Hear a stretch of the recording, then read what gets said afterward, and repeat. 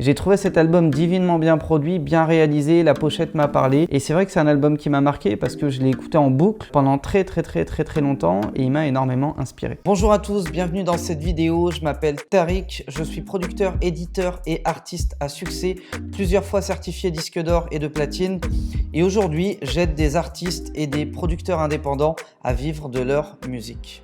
Un album qui m'a marqué, je dirais Press Play de Puff Daddy. Il m'a marqué parce que à l'époque, c'est un des premiers albums que j'ai pu acheter avec mon propre argent. Donc déjà, c'était marquant parce que je me revois encaisser mon premier chèque de paye qui était d'une valeur incroyable de 350 ou 550 €, je ne sais plus exactement à l'époque. Et je me revois aller au Virgin Megastore de Montpellier. Pour ceux qui vivent à Montpellier, il était à côté d'une place avec une poste à côté. Donc c'était un magasin de dingue. D'ailleurs, mon pote Nate était vigile là-bas. Et je me souviens d'avoir été et de me dire merde, ça fait un moment que j'ai pas entendu parler de lui, de Puff Daddy, tout ça. Je me suis souvenu de l'époque Notorious Big, etc. Et je me suis dit ok, j'achète l'album. Et quand je suis rentré, j'ai trouvé cet album juste génialissime dans la production. Il ose, il fait des choses, il prend des risques et en plus de ça, ça a jamais été un excellent artiste, notre ami Puff Daddy. Et du coup, il va chercher des featuring forts à chaque fois qu'il est faible sur certains aspects. J'ai trouvé cet album divinement bien produit, bien réalisé, la pochette m'a parlé et c'est vrai que c'est un album qui m'a marqué parce que je l'ai écouté en boucle pendant très